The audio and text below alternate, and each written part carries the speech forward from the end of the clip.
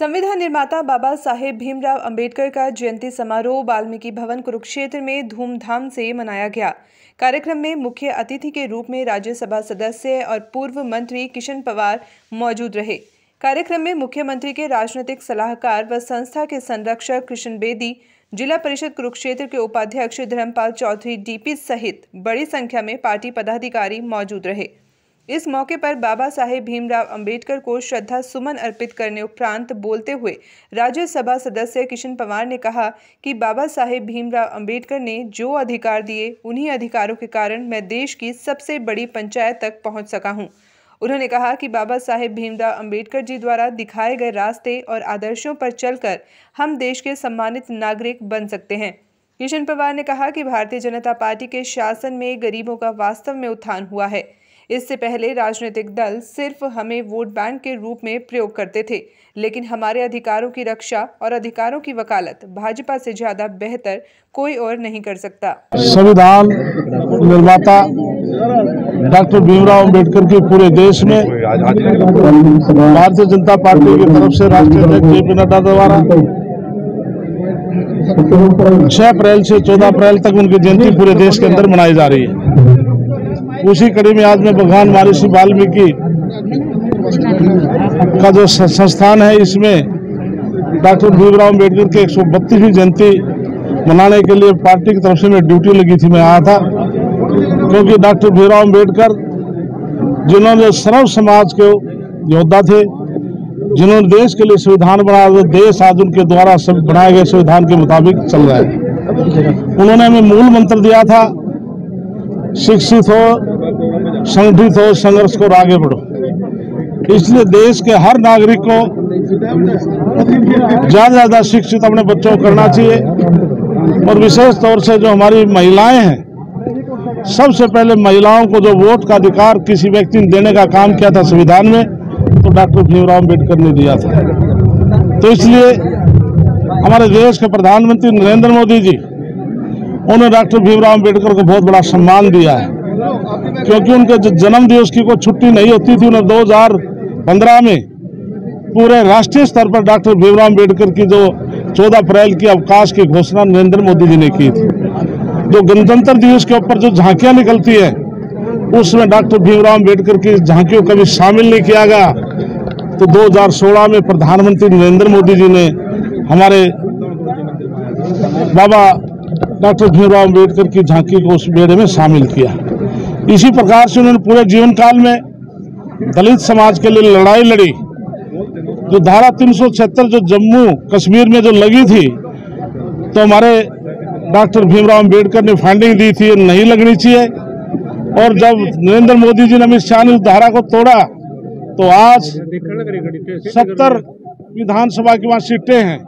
तो डॉक्टर भीमराव अंबेडकर के द्वारा बनाए गए संविधान के मुताबिक 7 सीटें हमारे अनुसूचित जाति समाज को मिली है और 9 सीटें अनुसूचित जाति समाज को मिली है।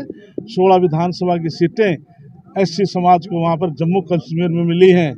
और पहले वहाँ पर कोई भी हिंदुस्तानी जाकर नौकरी नहीं कर सकता था, जमीन नहीं ले सकता था, रिश्ते नाते नहीं कर सकता था, केवल सफाई कर्मचारी का काम कर सकता था। उन सब बुराइयों को समाप्त करने का काम नरेंद्र मोदी जी ने किया था। जो डॉक्टर भीमराव अंबेडकर का जो सपना था, उसको पूरा नरेंद्र मोदी जी ने किया। साथी, कल विपक्ष इकट्ठा हुआ है प्रधानमंत्री मोदी के लिए कि उनको 2024 में हराने के लिए, क्या कहेंगे? श्री मोदी जी, केजरीवाल जी, तमाम ये 2 बार पहले भी इकट्ठे हो चुके हैं, लेकिन दूसरी बार जब 303 सीट लेकर के सीटें बढ़ के आई थी, तब की बार 350 पार करेगी, उससे कम नहीं होगी। पूर्ण बहुमत से तीसरी बार देश के प्रधानमंत्री नरेंद्र मोदी जी बनेंगे। और हरियाणा प्रदेश में भारतीय जनता पार्टी की सरकार माननीय मनोहर लाल जो चला रहे हैं, दोबारा से फिर रिपीट करेगी। कर्नाटक के अंदर क्या होगा? निश्चित तौर पर भारतीय जनता पार्टी 18 करोड़ कार्यकर्ता हमारे पूरे देश में, हमारे हर पन्ना प्रमुख हर के ऊपर हमारा कार्यकर्ता गठित है।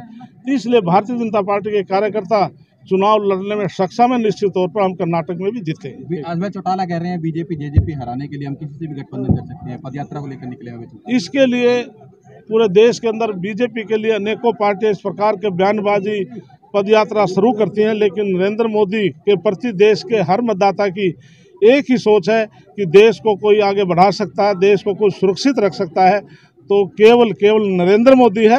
इसलिए देश के हर नागरिक की आज नरेंद्र मोदी के प्रति आस्था है। विशेष तौर से हमारे दलित समाज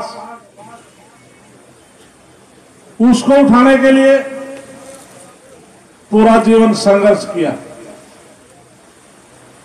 जब वो जनता के बीच में जब संघर्ष कर रहे थे, उनको बहुत यातनाएं सहनी पड़ी। आखिर में उन्होंने फैसला किया, लोकतंत्र में जब तक प्रतिनिधि बन करके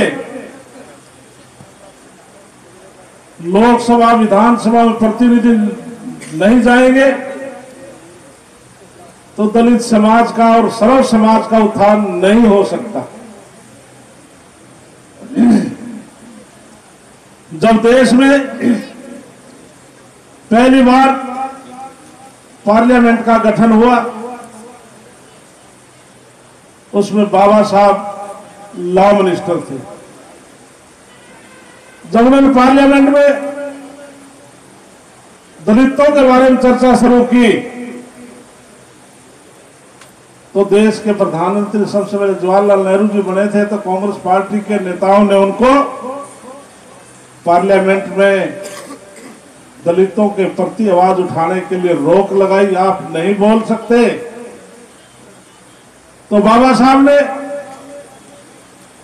उसी टाइम पार्लियामेंट से रिजाइन देकर के बाहर आ गए और ऐलान किया, मैं दलितों की आवाज उठाता रहूंगा। मैं अपनी अलग से पार्टी बढ़ा करके मैं अपने जनप्रतिनिधि पार्लियामेंट में भेजूंगा, विधानसभा में भेजूंगा। साथियों, 1952 और 54 की आपके सामने मैं चर्चा करता हूं। बाबा साहब को पार्लियामेंट में हराने का काम कांग्रेस पार्टी के लोगों ने किया था। अम्बेडकर जी ये कर गए, अम्बेडकर जी वो कर गए, ये तो ठीक है भाई, हम भी तो इसी धरती पैदा, हम क्या कर रहे हैं इसके बारे में भी चिंतन मंथन और आत्मा के अंदर झांकने की आवश्यकता।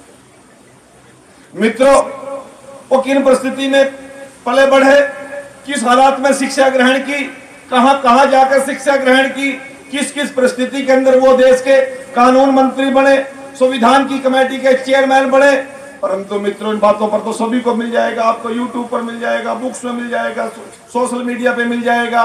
परंतु इस देश के लिए उनका सबसे बड़ा योगदान जो था वो केवल मेरे समाज के लोगों ने मिलके उस योगदान को धूमिल करने का काम किया।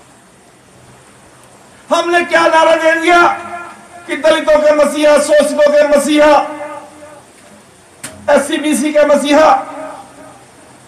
डॉक्टर भीमराव अंबेडकर जी को हमने सीमित करने का काम किया।